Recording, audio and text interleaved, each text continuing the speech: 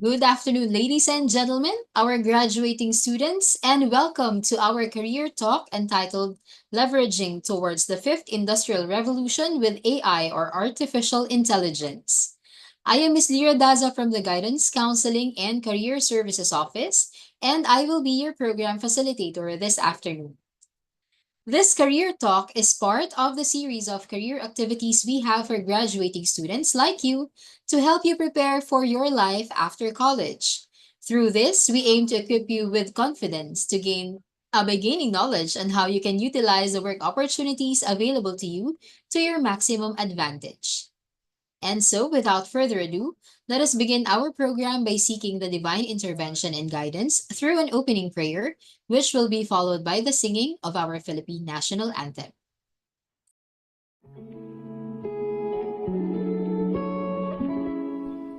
Dear God, we thank you for all the blessings you have given us. We thank you for the opportunity to gather, share, and learn new knowledge in this webinar. May you extend your divine wisdom to our speaker so that they would be able to impart their God-given knowledge to us all. May the speaker be blessed to bring his expertise to people who need it. May you also bless the participants of this webinar so that we may all be able to learn, and that after this event, may we be able to share our newfound knowledge and put it to good use, all in the spirit of your love and generosity. We ask all this in your most holy name. Amen.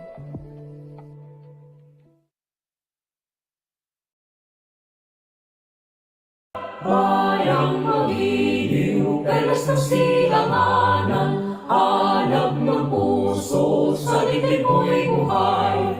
Lupang hinirang, buyot ka ng magiting, sa manlulupi, di ka pasisingil. Sa dagat at bundok, sa simoy at sa langit mong bukha, may dilag ang tula at awit sa paglayang minamahal. Ang kislap ng watawat mo'y tagumpay na nagdidingin, ang bituin at araw niya kailan pa may di magdidilim. Lupa ng araw ng walhati pagsinta, buhay ay langit sa piling mo. Aming ligaya na pag may mag-aapi, ang mamatay ng dahil sa'yo. To formally welcome us all in this afternoon's webinar, let us listen to the welcome message of the Director of the Guidance, Counseling, and Career Services Office, Director Maria Gracia Gallardo Gonzalez. Good afternoon, everyone. It's a pleasure to welcome you all to Career Talk 2024 with the theme, Leveraging Towards the Fifth Industrial Revolution. As graduating and OJT students, you stand on the brink of an era where AI, automation, and innovation are reshaping our world at lightning speed. The fifth industrial revolution will push us beyond just automation and digitalization. It's about harmonizing technology with human values, creativity, and purpose. This webinar is designed to spark your curiosity, fuel your ambition, and help you see how you can leverage these advancements for impactful and meaningful careers. I hope today's discussions inspire you to envision a future where AI doesn't just work for us, but with us, guiding us toward a more innovative and compassionate world.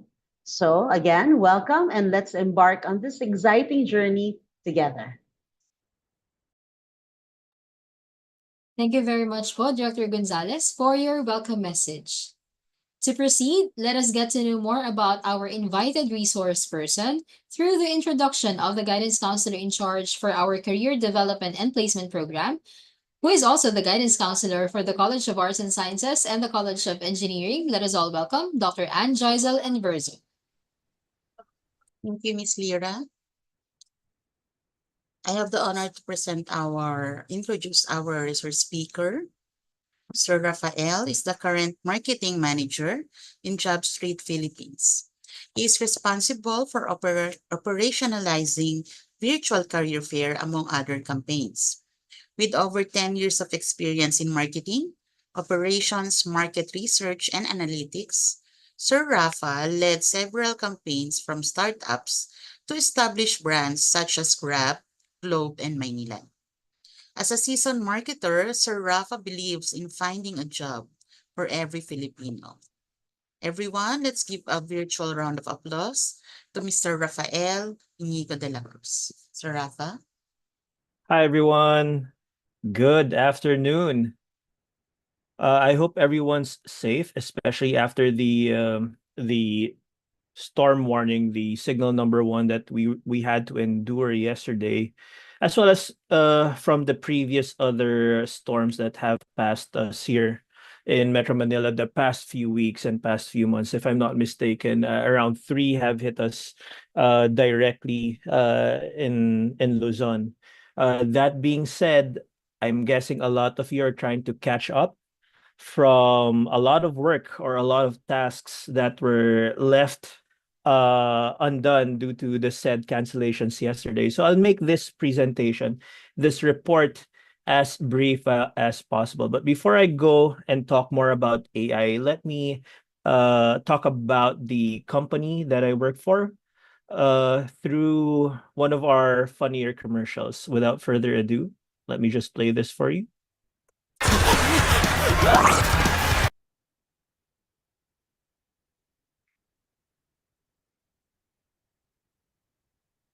Oh, it stopped playing.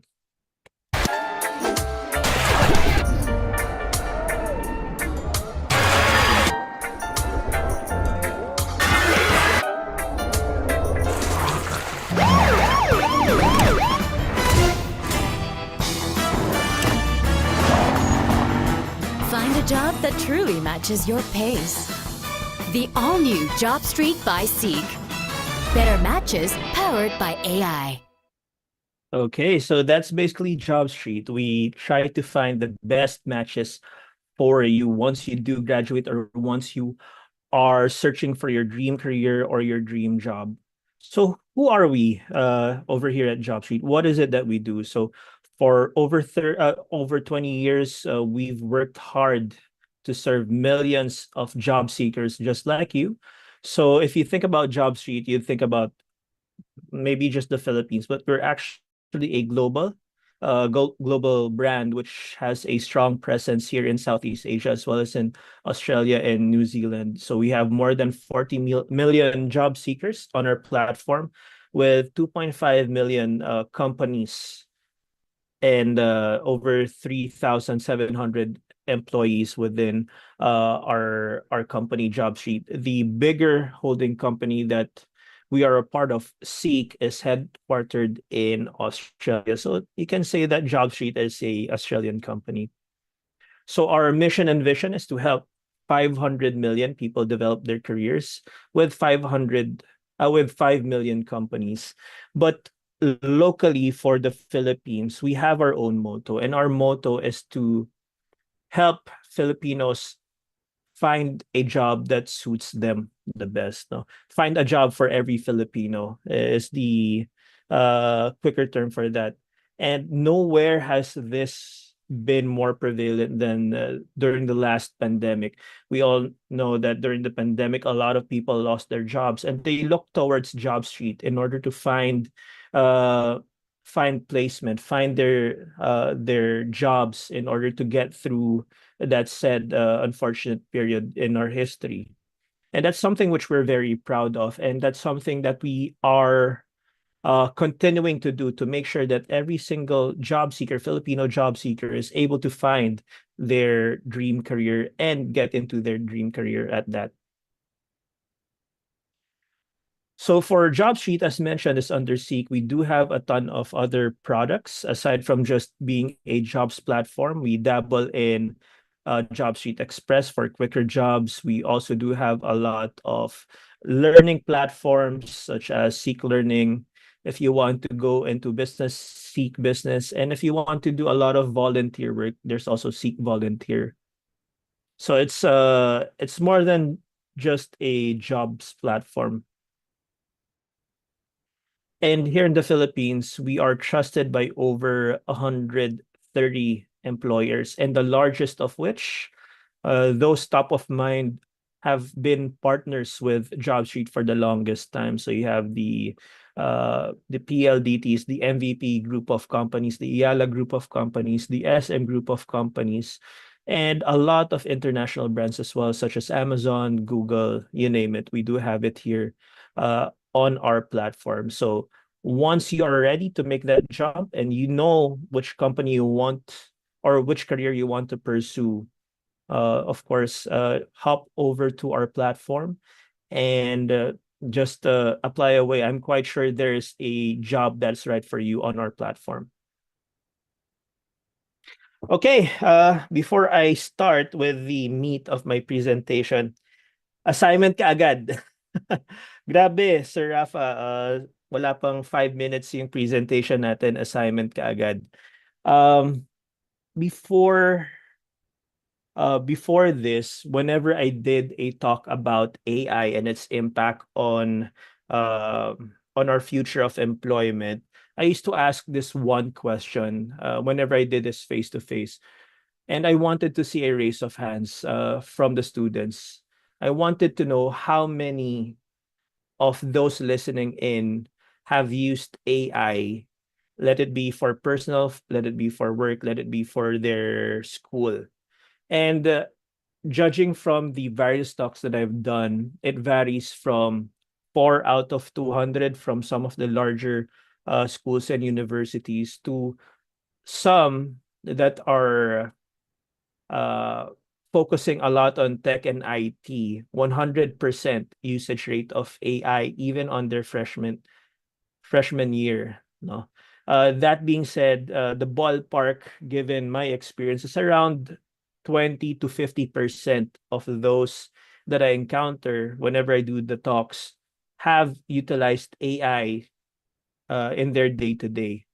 For those maybe 70 to 50% that have not used or don't have not created accounts utilizing I would strongly recommend that by the end of this webinar, you go to any AI. I strongly suggest ChatGPT and create your own account so that you're able to integrate that in your day-to-day as well as in your school. No?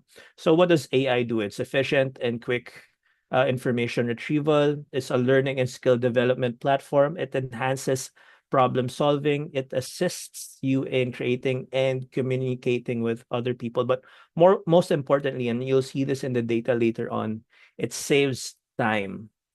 And time is not infinite for us. It's very finite, and we want to, as much as possible, not stress ourselves when we're at school or we're at work.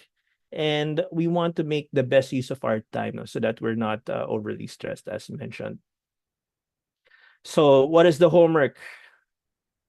Get on ChatGPT, create an account. It sounds like I'm a spokesperson for ChatGPT, but this is the most, for now, the most top of mind AI tool that we have right now globally. And if you're not engaged right now in ChatGPT or any other AI, I would strongly recommend that you register. And these are just the quick steps that you can do in order to get on the platform.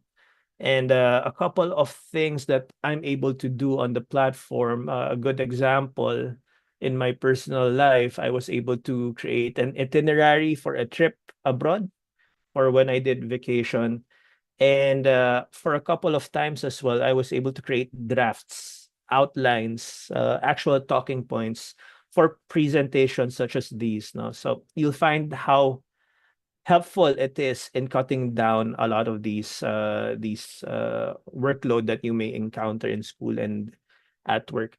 But again, I need to raise a caveat for this one, that you need to utilize AI responsibly. I can't overstate on that one. Yes, it is a tool, but it is also prone to abuse, and I'll be tackling that a bit later on.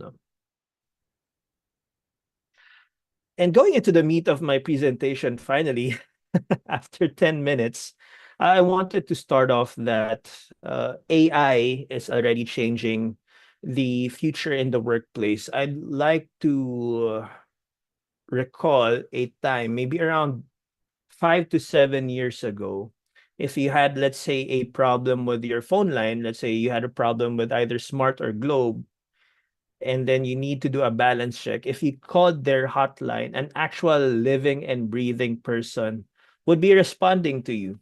They'll be asking you certain questions, and either they can empathize or sympathize with your situation and get down into addressing your problem.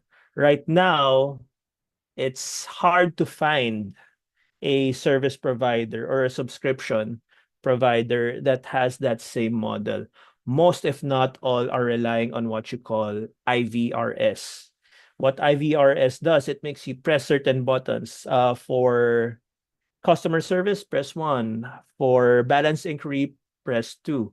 So a lot of these things that you do on a daily basis are getting automated, and AI is being integrated into a lot of these tasks. And most of the time, with the latter process, you no longer encounter an individual on the other end, because a lot of these responses have been automated. A lot of these responses can be generated as well if it's not within the decision tree.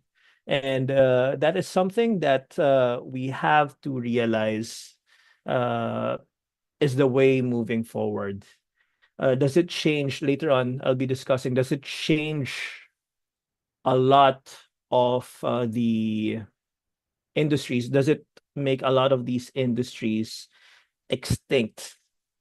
Maybe I can go into another example. Roughly around 120, 130 years ago, there in España, you would see tens, hundreds of calesas.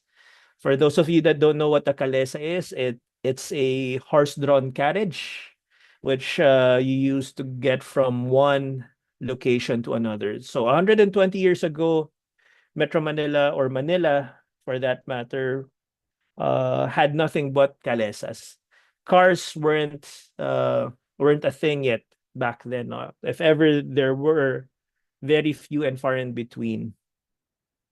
Now, 120 years later, we don't see any calesas on the road right now. If any, it's more for tourists and just for attractions. But the utility of calesas is no longer there. It has been replaced with the MRT, with the LRT, with cars and motorbikes. So, did we replace transportation? Did we replace the need from going from one point to another, to from point A to point B? No. The means of how we did it, though, previously from Calesa to motor vehicles, has changed. So a lot of what I'll be discussing later on, I'm answering that question already. Will a lot of these industries vanish? No, they will just pivot, and they will just adapt, and they will just change. And that is what AI is doing right now in changing the future of the workplace. So a lot of the impact that AI has already done, it's uh, changing the landscape by lowering the barrier for entry in a lot of fields. Before, a lot of the activities associated with IT and tech, especially in language as well, the entry for these industries was rather easy. But due to AI, this has simplified a lot of these things. No, again, the I want to highlight the importance of transitioning and pivoting from the means. No, it doesn't mean that it has changed, the industry vanished. It simply adapted by lowering the barrier for laypersons such as us. So here in the Philippines, how is AI being utilized? I am very proud to say that Filipinos are in the forefront of AI usage, with 60% of Filipinos trying it for either work or personal life.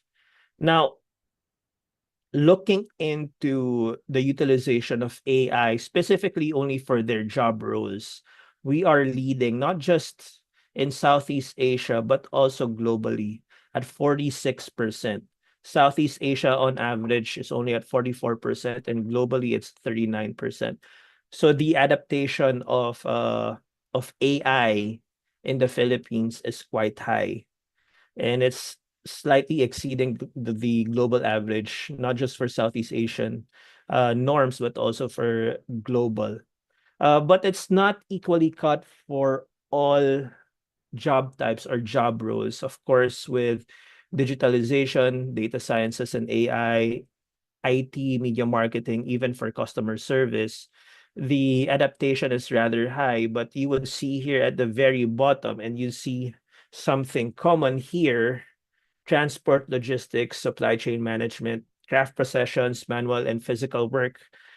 What they do have in common, I think I already mentioned that it's very manual, it's very physical, it's very hands-on type of activities that AI has yet to penetrate. AI and automation. I'd want to loop in both AI and automation in these. So what are these industries that is having difficulty penetrating in? You'd have construction, you'd have logistics, but there are leaps and bounds right now globally in addressing this. In Europe, in Germany specifically, construction is highly automated. There are instances of 3D printing houses. So you'd have a cement mixer with a nozzle printing houses, right? In supply chain in the US, Domino's has explored delivering pizza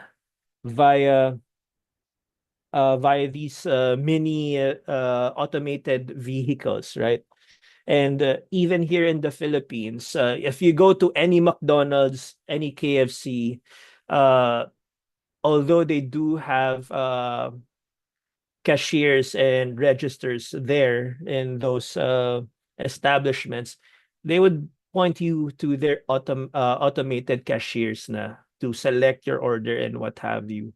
So there's movement, there's slow movement into those areas, but we can see a trend towards AI and automation. Later on, we'll be discussing, though, risks in terms of placements and job security for all of these items. So please stand by on that one. Now, adaptation across different professions, and not just professions, but also demographics. There's a strong correlation towards younger demographics being able to adopt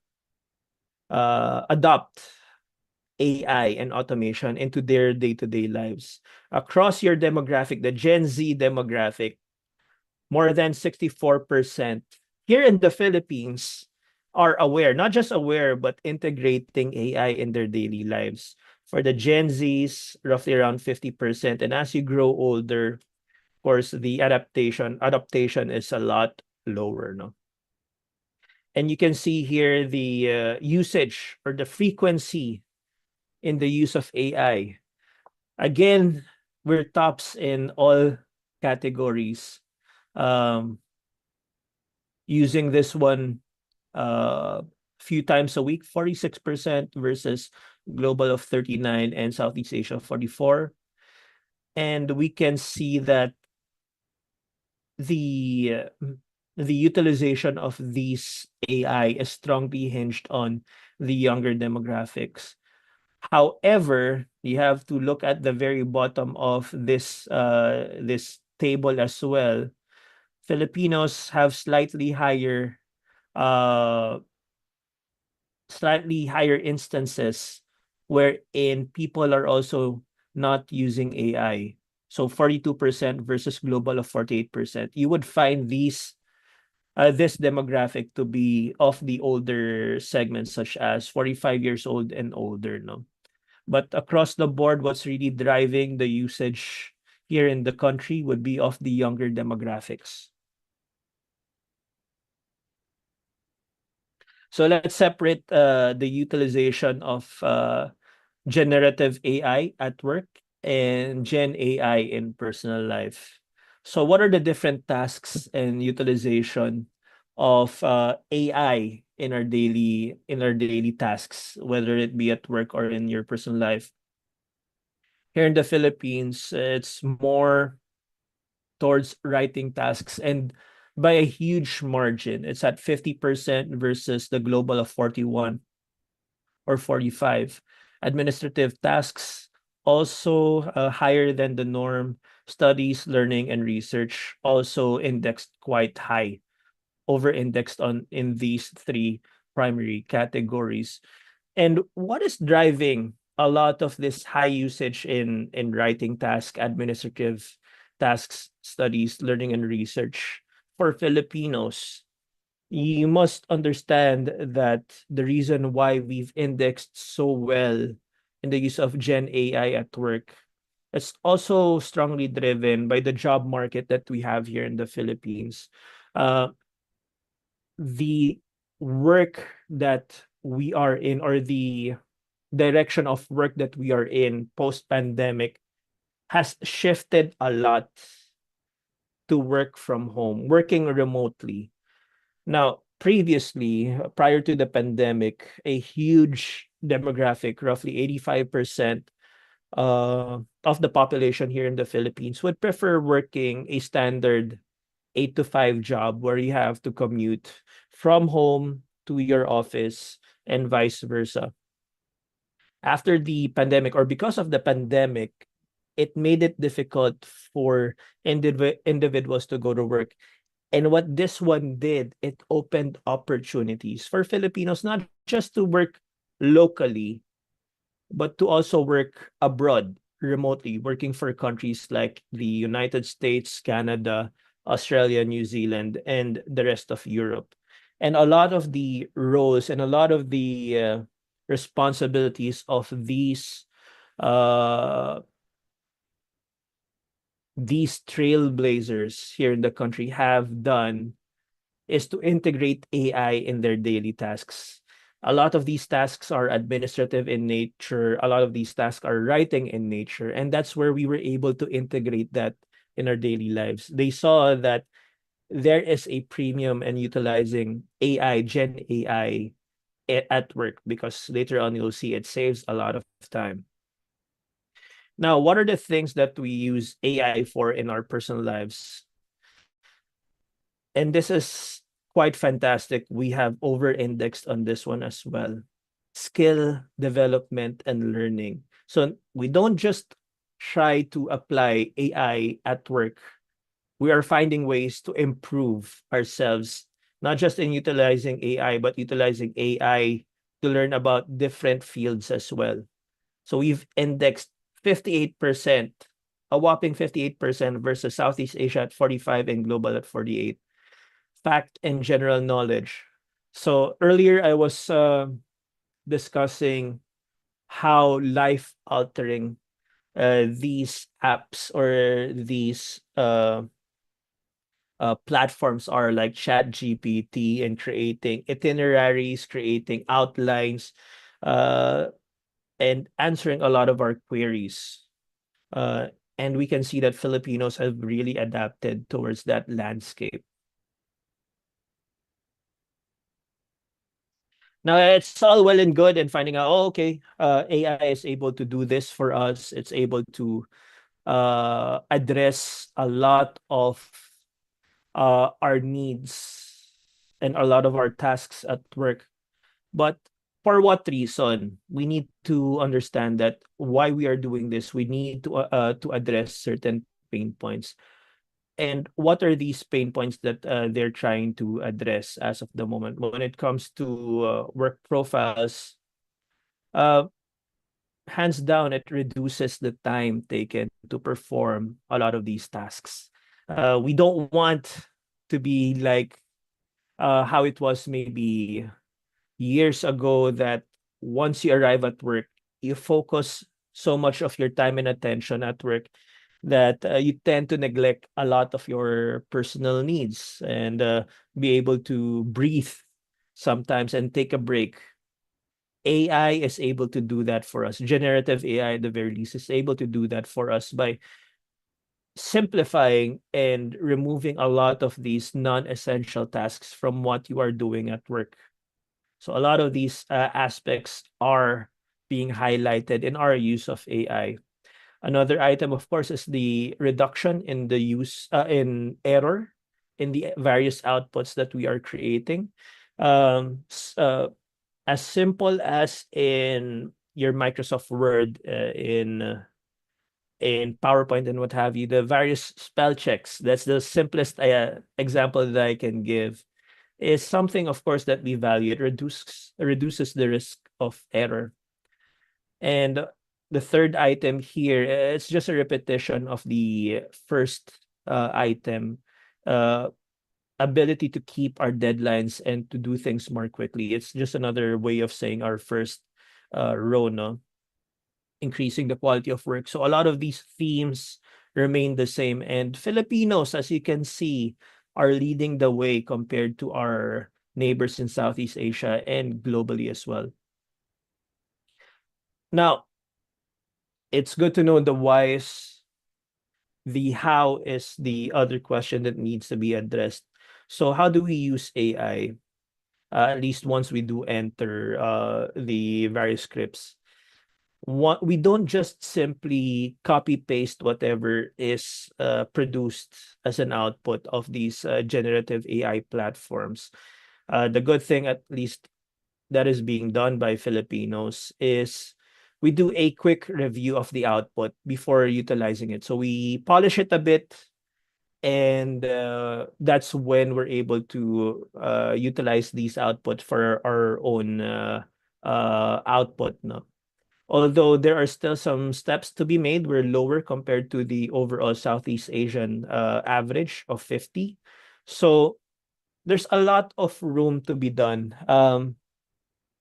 One thing that I'd like to highlight in this one, just to point out that first point of reviewing your output from AI, there was a case in the United States where, unfortunately, a lawyer utilized AI to produce a pleading and to help him with his case.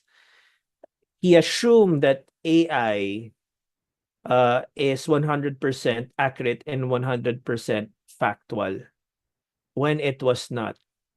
So what happened to this unfortunate lawyer in the United States when he literally used the output of the AI platform that he was using?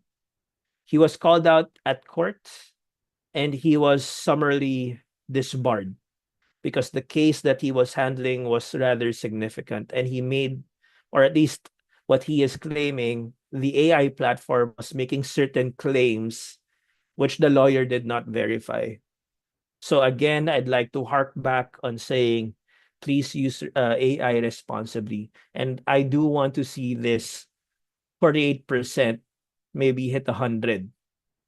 No, maybe not 100, but in the 90s, 70s to 90s. No, definitely higher than the Southeast Asian average or the global average. No, so what this table is showing us is that there's a bit of work that we need to do in order to verify a lot of the data that we're utilizing from AI. Now, roadblocks. Maybe right now you're so excited thinking, oh, okay, AI is so flexible. It can address a lot of my needs, not just in school, but also at work and in my personal life. But it's not all green grass for us, no. There are a lot of roadblocks that are preventing us from fully adapting AI.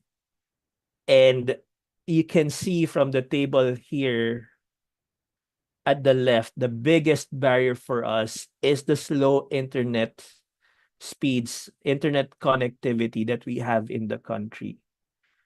Now we are 42% on this one compared to our Southeast Asian neighbors and global at 31. This is because of the nature of our country. We are an archipelago. Lots of different islands. It's very hard to have good connectivity here compared to, let's say, you're a single island or you're a small country. Connectivity has been a big issue for us. A lot of barriers, a lot of stakeholders, making this one rather difficult. There are steps moving forward on how we're able to address these roadblocks, but for now, we are lagging behind our neighbors. Additionally, what needs to be highlighted is for Southeast Asia, 35% unavailability of data, or there are no credible resources for this one. This is the same mistake that I highlighted earlier about the lawyers. So a lot of the data that is being churned out by AI, you have to understand that Gen AI, it's it needs training and it utilizes a lot of the information that's available online in the internet. But unfortunately, the internet is not a clear-cut venue or location. As you know, in the past few elections, a lot of fake news are going around, a lot of false information are available on the internet. And unfortunately, AI consumes that. And unfortunately, when you input and require data, the data where that AI platform is pulling information on from is not entirely factual. So those are the risks that a lot of our neighbors in Southeast Asia, as well as globally, have identified. So those are the things that we need to take note of. Barriers for the Philippines, number one, slow internet speed due to our archipelago, and of course, the uh, availability of credible information due to the nature of Gen AI. Okay. So what's my point? AI is very exciting. It's the way moving forward. It opens a lot of opportunities for us. And Gen AI applications can significantly change the nature of work. But it's not all rainbows and sunshine for everyone. In this movement towards AI, meron naiiwan. Some people get left behind. I'd want to take the example again of the Kalesa. Now, when cars started to become more mainstream, these Kalesa drivers were faced with an option. Either we adapt or we die or we lose jobs. And a lot right now, a lot of industries right now that strongly need to pivot, a lot of their employees are faced with that particular dilemma. How do I pivot? How do I adapt? A lot of these industries I'll be talking about later on, such as customer service, IVRS, I think I pointed that one out, in the call center industry, uh, they're facing that real challenge moving forward because a lot of their tasks, a lot of their capabilities, a lot of the things that they do in their roles can and are currently being replaced using AI. So there's a need to adapt as soon as possible.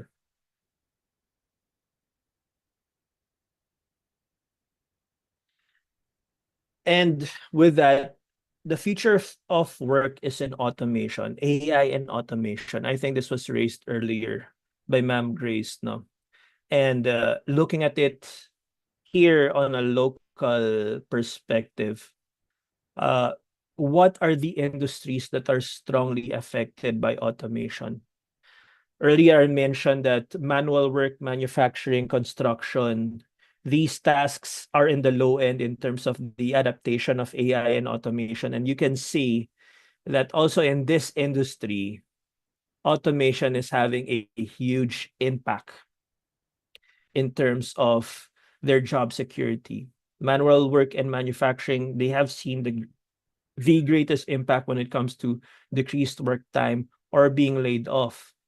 Earlier, I was talking about customer service, although it's somewhere here in the middle. If you look at the blue bar in terms of the individuals that have been laid off, customer service is leading in that area as well. Now, earlier, I showed a graph in terms of the adaptation of AI and automation. What are these industries? IT, digitalization, and automation. So a lot of these industries that have adapted quickly to AI, to automation, have more or less a secure job for the next few years. But is it all? This graph can also be a bit misleading, no? Has AI penetrated the full market or all job specializations? Industries such as law, science and research, health and medicine, these are industries that are very manual in nature. A lot of specialization needs to be done in order to be a fully certified individual in these industries. And for now, they are rather safe from the impact of AI. But that doesn't mean that you need to ignore the impact of AI as much as possible if you're able to integrate that. I'll be showing later on, or at least upskill to a different skill, which I'll be showing later on, would make you that much more desirable, or at the very least, have job security.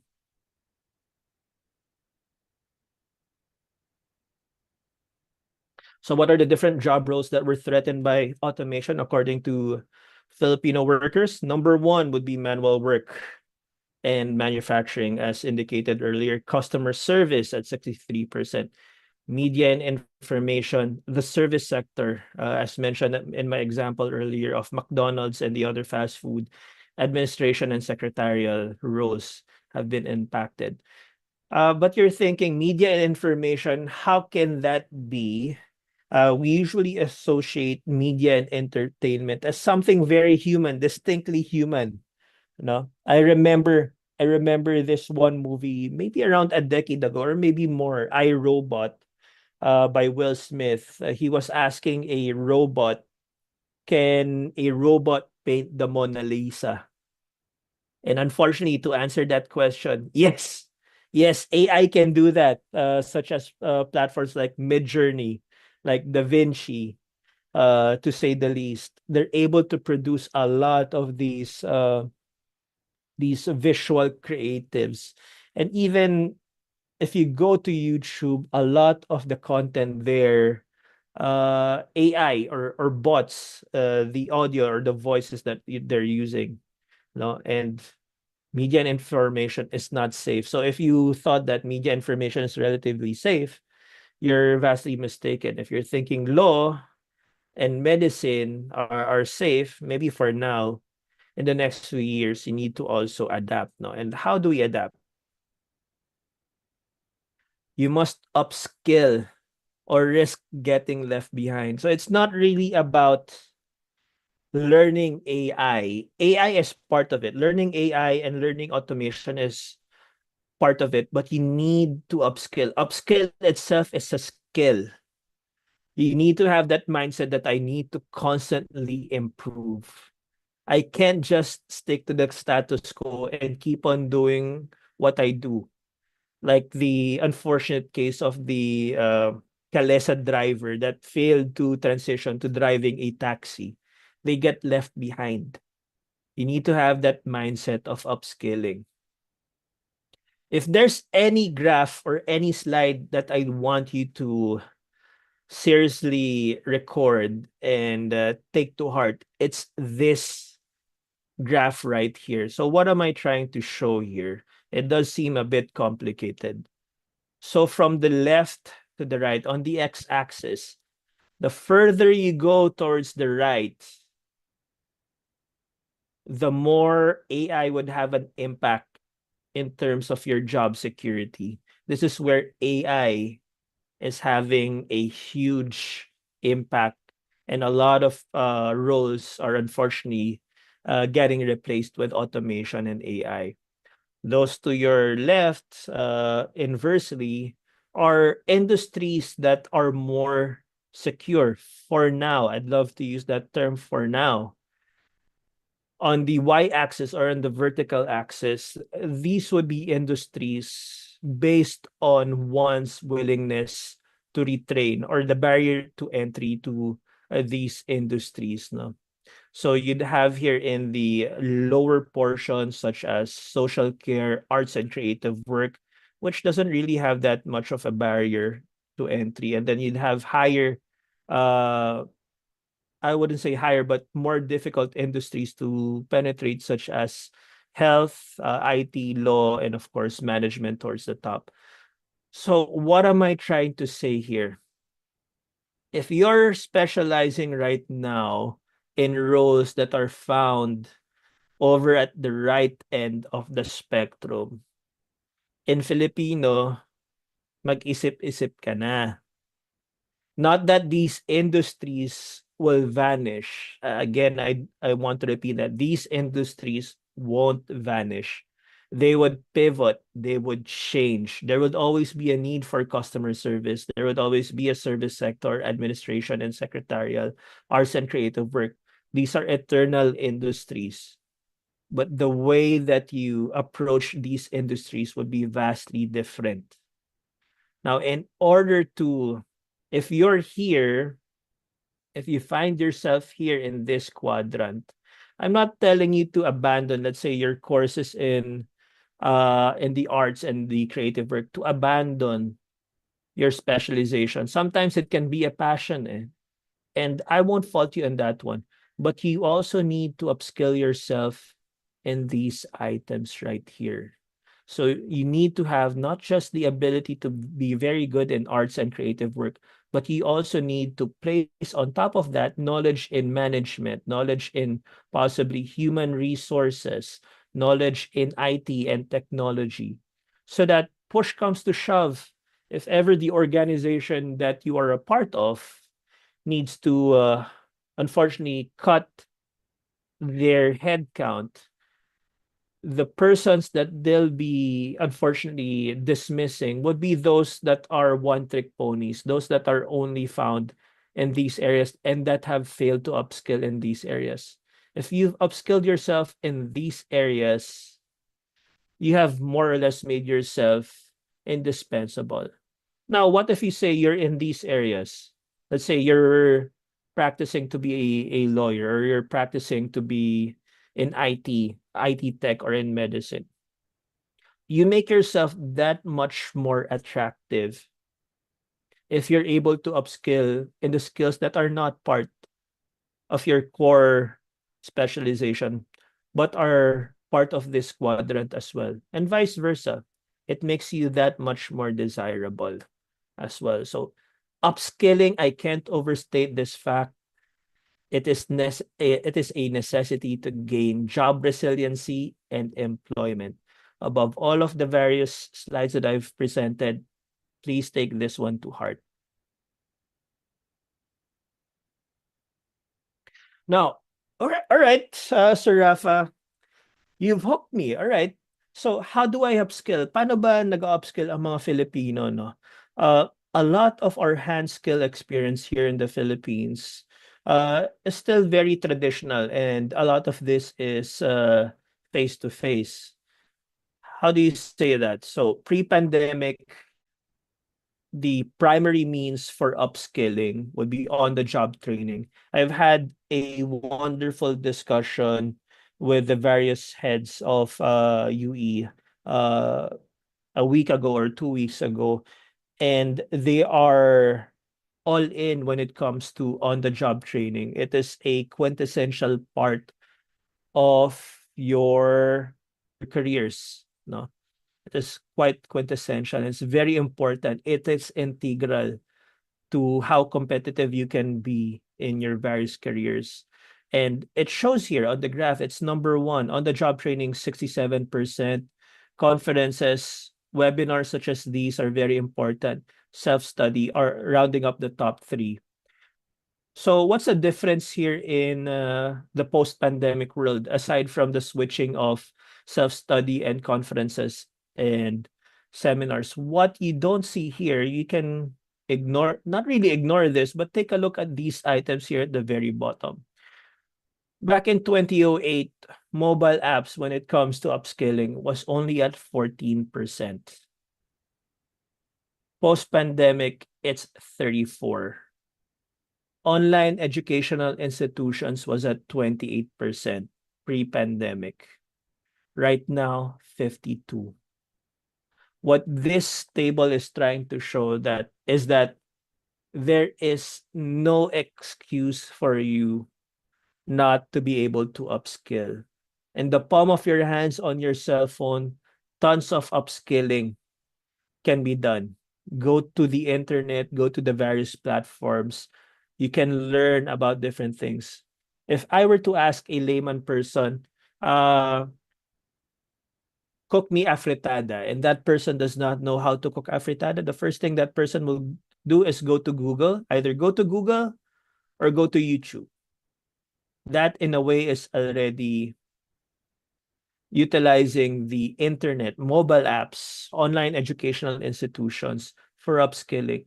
So if you say that, oh, my course does not have OJT, or I don't have to do self-study. Unfortunately, we don't have time for conferences and seminars. You have on the palm of your hands a cell phone, a device that allows you to get in touch with the Internet of Things, no? And learn all of the various skills that you're interested in. So that is the key takeaway from this slide. So what do I want you to come away from this webinar? So we're winding down from our webinar. What are the things that I want you to come away with this talk? No? Avoid the skills gap. You don't want to be left behind. Like the example that I gave earlier, those that are driving the calesas, you don't want to be stuck and unable to learn. You need to pivot and upskill in order to survive, especially in the current job market. Not only are you competing against other qualified individuals, but now, unfortunately, you're also competing against AI and automation. So upskilling is a must in 2024. Upskilling allows you to do these three things. Number one, stronger job security. The example that I mentioned earlier, those that are one-trick ponies are the ones that unfortunately get trimmed in the beginning. Number two, if you upskill, more opportunities for promotion within your organization. If they see that you can offer more to their organization, opportunities will arise for you to go up vertically, no? And then finally, outside of your organization, you become more attractive to other companies as well, allowing you to earn more and broaden your horizons and do more upskilling. So those are the three things that upskilling is able to do for you in this time of AI and automation. So upskilling, I want you to take away this idea. It's not a upskill to a certain industry, but upskilling as a skill is what you need to have as part of your mindset. No? Always improving, always learning new activities. So keep learning and keep upskilling. And if I can do just a quick plug in, we here in JobStreet, ever since naman, our platform is free to use for job seekers such as yourself. No? And in our app, we have a tool that provides a lot of bite-sized content for you to upskill in, not just in soft skills, but in various skills as well, such as in accounting, in AI, in the usage of various platforms. We have that in spades in our platform, and it's for free to use. You can utilize it at any time, and the material are 5 minutes in length. So kahit nasa MRT ka, kahit nasa LRT ka, take the time and you'll be able to upskill and utilize that skill as part of your resume. And not just that, a lot of the materials that we have here provide certification. So once you are able to prove that you were able to watch the video or complete a certain set of quizzes on this platform, you'll be provided a certification that you can utilize on your resume. On top of that, we also do have a supportive community groups. So a lot of these verifiable individuals in the industry can help you answer a lot of your questions regarding the field of your interest. So exclusive career advice, and it has a regional footprint. Kahit saan ka rito sa Southeast Asia, you'll be able to come up with and check our videos. So we have videos in English, we have videos in Filipino, and of course for our neighbors in their local languages as well. Again, just highlighting the importance of upskilling. We do have that one in Career Hub. So please do download our app and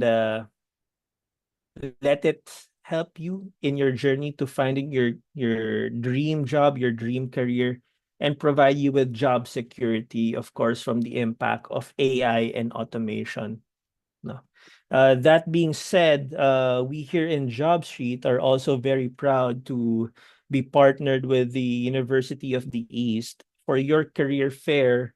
Actually, for tomorrow and on Thursday, we have various booths in campus. The first one would be a photo booth, a studio level photo booth, which you can utilize for your resume.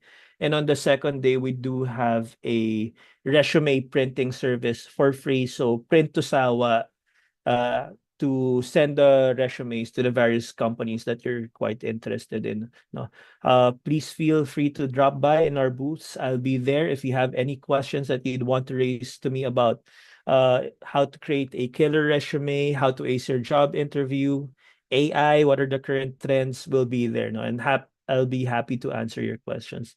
And with that, with my promise, I didn't want to keep it long. That was a good 50 minutes, 1 hour talk. And very happy to be part again of University of the East. And I do hope to see you tomorrow for our event. Thank you so much and have a great day. Many thanks to Sir Rafa for sharing with us your wisdom po about how our students can make use of the opportunities of the artificial intelligence as a leverage to advance in their career goals. At this point, to open the floor for questions and sharing of ideas from our participants, we will now be proceeding to our open forum, which will be facilitated by the guidance counselor for the College of Business Administration, Ms. Diane Rodriguez. Thank you, Ms. Lyra. Good afternoon, everyone. So before we begin our open forum, I want to remind everyone that this webinar is a safe space for all participants. Let's ensure that we respect the questions from our colleagues and students and the integrity of everyone sharing their thoughts today. It's important to acknowledge our individual differences, and that is perfectly okay. So we will begin with the questions from the pre-registration and then attend to the questions from our attendees at YouTube.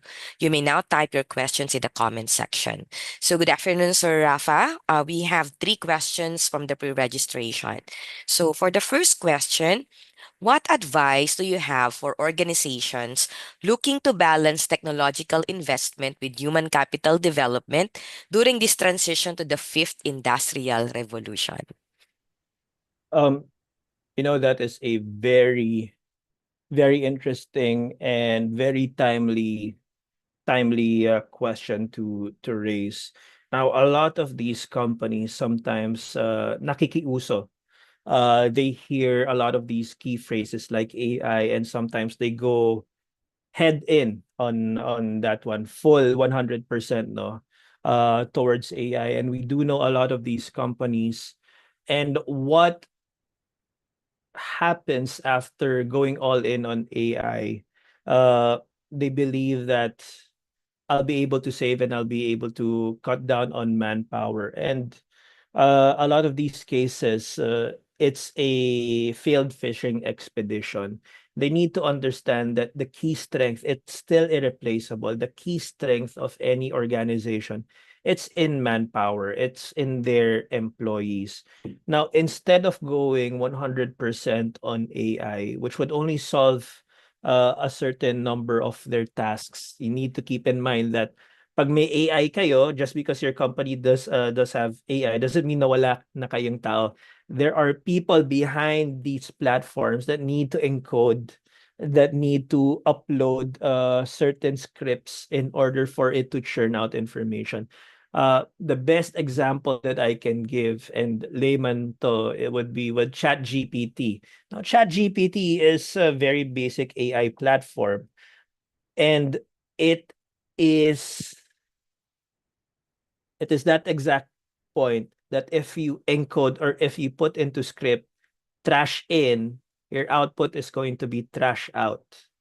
No, so it can't produce information for you uh on its own. It needs to have certain prompts. You can automate it to a certain extent, but there needs to be a, an intervention from individuals. No, so with that concept of trash in, trash out, the important aspect that these organizations need to keep in mind is that they need not just to invest on AI, but also invest in their personnel. It's not just important that I guess is the forever ongoing uh conflict of the difference between digitization and digitalization. So in adapting AI, you're just digitizing your digitizing your organization. It's simply putting whatever's on paper, you make a Microsoft Word uh, version of it, but it doesn't change your process. Digitalization, on the other hand, is a full integration of these platforms that would benefit the organization. It's doing a lot other things for you. And if these organizations are able to train their workforce to not just be good employees, but good in utilizing AI in their roles, you should be able to see a increase in productivity vis-a-vis just integrating AI. So that one is the lowest hanging fruit that I can recommend to organizations. Don't just adapt AI, but also train your employees to utilize AI. Thank you, sir, for that. So the next question po is that when the company you work for has not upgraded to the industry trends, how can you change their perspective, especially if you want to upgrade your skills in the technological revolution? Or should I seek a new job? That is also a very good question. There is no, to be honest with you, there is no clear-cut answer for this. If probably I was a big advocate of AI, I would just say improve your performance within your role, and it should have a cascade on your organization. Sometimes that doesn't really happen. And where are these industries where it doesn't happen? In monopolies. A lot of monopolies, organizations that are monopolies, have no impetus to change what they're doing because they're profitable. Um, Possibly a good example for this would be the water utility industry. As mentioned, I used to work with Maynilad, which used to be part of the government MWSS. Now, we have no direct competition when it comes to our to the service area where we're providing water. And change has always been glacial. No. So for those industries, it might be difficult to integrate the change that you want desired. But there are other ways to improve within your certain scope. I'm not saying that just because the business model is a monopoly, wala ka na magagawa. Let's just go with the flow, no? you have to have a different mindset and think outside of the organization being a monopoly. If there are items that you're able to streamline in your roles, saving a lot of time, that would mean you able to carry on other tasks. Maybe if I can share, this is from a separate study. The difference right now between the Gen Zs and maybe some of the late millennials versus, let's say, the baby boomers and the Gen Xers is that we're not tied down to a single job. We're not tied down. The mindset before of maybe your our dads and uncles and maybe kuyas is that we let our life revolve around our jobs. That was the old way of thinking. The new way of thinking is that we let our job revolve around our life. We place a premium on our life, no? So if we are working for, let's say, a hypothetical monopoly and we're able to free up our time, the current trend right now would be for Gen Zs to have more than one jobs. Being able to get income from more than one stream. I do have, and this is the impact of AI and automation that I was able to mention earlier. Uh, I work two jobs. I'm the example of that one. No? I work daytime here in JobStreet, and then pagdating ng gabi, I work in the States remotely. No, um, if I'm able to free up enough time in my daily work, and then I'm comfortable in it anyway, and then hypothetically, I am magbago ng organization. Hey, I'll automate as much as I can, get as much free time as I can get, and get a second job. My teammate, for example, at the work where I'm working in the States, graduated from university 4 years ago, so way younger than I am, and works three jobs in the States, East Coast, Central Time, and West Coast. Pinagsasabay niya, all three jobs running at the same time. And because he's working three jobs at the same time, technically speaking, he's earning larger than me. He's earning larger than what a not CEO, but maybe a senior management individual is earning. So don't let that be the earlier situation that was mentioned. Don't let that be a roadblock for you. Use that as an opportunity. If you're part of an organization that doesn't change, streamline it as much as you can and get another job. You'll earn a lot of money that way, no? And I wish I had that opportunity. I hope I was able to answer that person's question. Thank you, sir, for that. So upskill and then find a second job Yeah. if you can. All right, thank you, sir. The last question for our pre-registration is how can companies ensure that AI is used ethically? How can Ooh, organizations ensure that AI integration remains human-centered? that is a probably of the three questions, that is the most relevant question that I have encountered this afternoon. To be frank with everyone, to all of the attendees of this workshop, we are still in the wild west of AI. The concept of AI, at the very least, the way we know it, Gen AI and automation as we know it, is fairly recent. It's fairly new. A lot of these ethical uses of AI are still evolving as we know.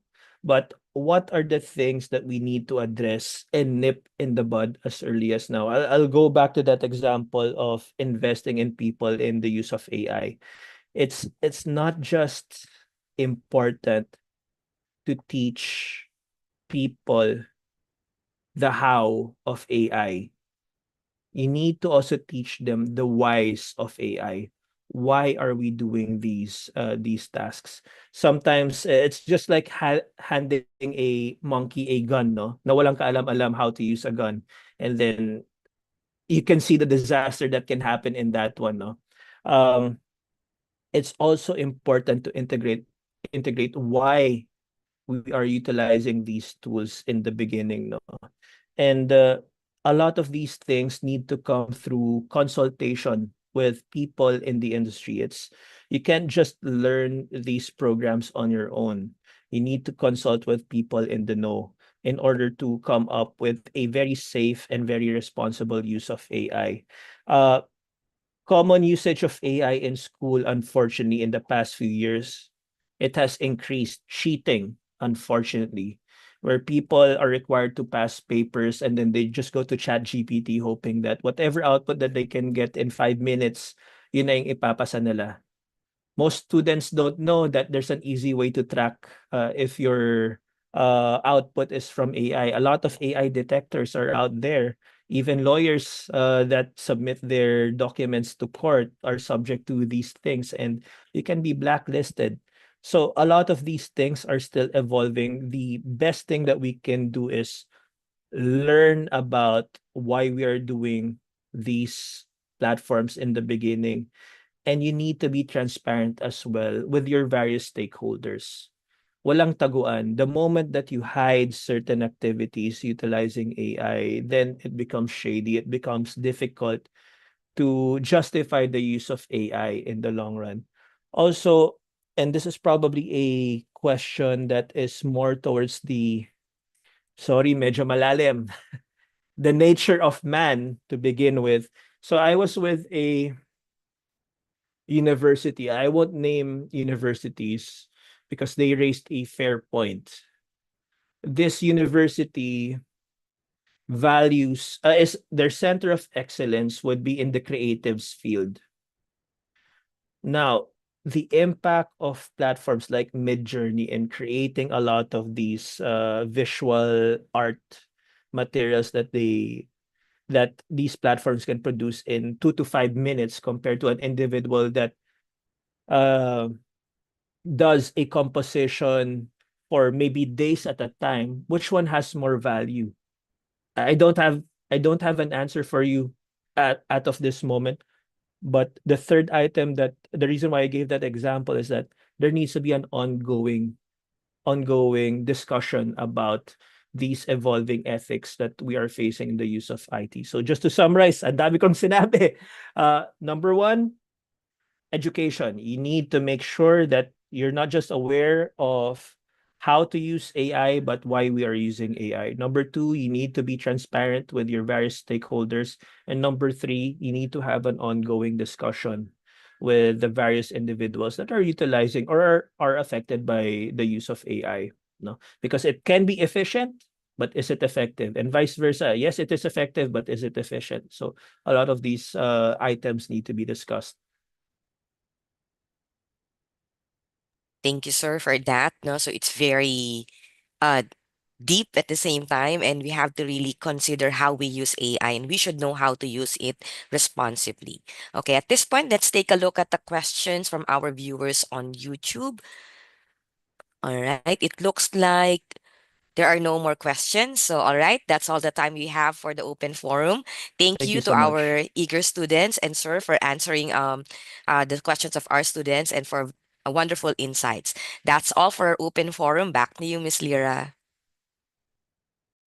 Thank you very much, Ma'am Dayan, for assisting our students in gaining clarity regarding their points of concern. And of course, to Sir Rafa for enthusiastically answering the questions of our participants. And of course, to the students for making this learning opportunity a fruitful one. As we proceed, let us acknowledge our resource speaker by presenting our certificate of recognition. Please allow me to read these citations. University of the East, Manila, Guidance Counseling and Career Services Office, certificate of recognition is hereby given to Mr. Rafael Inigo de la Cruz for being the resource speaker in the GCCSO webinar Leveraging Towards the Fifth Industrial Revolution during the Career Development and Placement Program 2024, given this 12th day of November via Zoom and via the GCCSO YouTube channel. Signed by the Director of the GCCSO, Director Maria Gracia Gallardo Gonzalez, RGC. Thank you very much po, Sir Rafa. And we look forward to seeing you tomorrow. I believe you mentioned po that you will be here tomorrow for our career fair. Thank you so much for the Thank invite. you. Thank you po. As we approach the conclusion of today's career activity, may we kindly remind everyone of the following. First, please help us evaluate our career program and activities by answering our online evaluation form, which may be accessed via the QR code flashed on your screen. For those who wish to receive their certificate of attendance, please be reminded that the form will be open until 8 o'clock only today. E-certificates of student evaluators will be sent to your UE email address beginning next week. Next, to our graduating students who were not able to join the Wadwani Career Program, please be reminded that your career program via Google Classroom is open until November 15, 2024 only.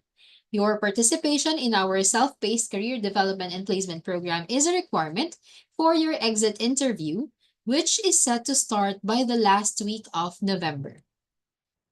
Next, starting tomorrow until Thursday the 14th, we will have our Career Fair 2024 with the theme Upskilled and Empowered UE Graduates Level Up. That will be held at the SFC lobby from 9 o'clock in the morning up to 4 in the afternoon. Various private companies, such as JobStreet, will be joining us tomorrow, so prepare your resumes and your best job interview answers. The Social Security System or SSS and Pag-ibig Fund, as well as PhilHealth, will also be with us for tomorrow only. So for those who still haven't processed their government IDs yet for work, please join us tomorrow for a whole day event. Please head to our UE Manila GCCSO Facebook page for the complete list of company participants during the job fair. On Friday, we will be having the rescheduled Labor Education for Graduating Students webinar at 10 o'clock in the morning.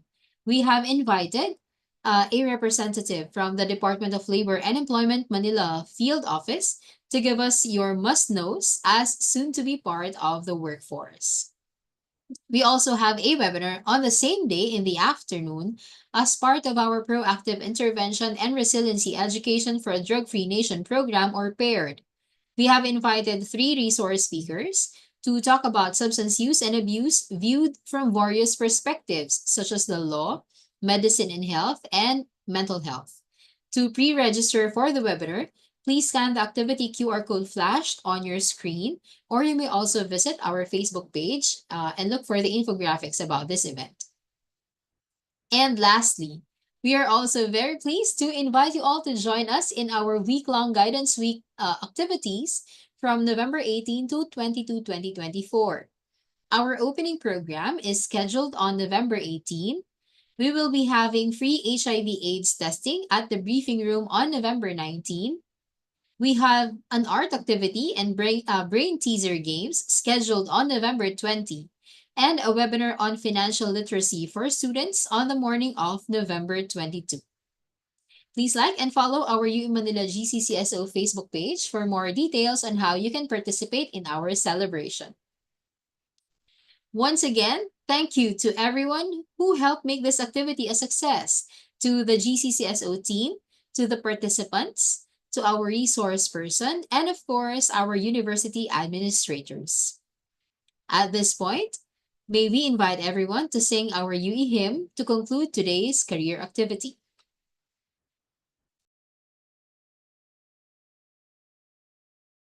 Pamantasan ka naming mahal, ilaw sa kailan. Buhay, lakas, punong damay, pamantasan ka ng bayan. Ang pangalan mo ay malhati, at sandigan ka ng pamantasan ng silangan, pamantasan ka naming mahal, pamantasan ka naming mahal, ilaw sa karimlan. Buhay, lakas, tunong damay, pamantasan ka ng bayan. Ang pangalan mo ay luwalhati, at sandigan ka ng langit. Pamantasan ng silangan,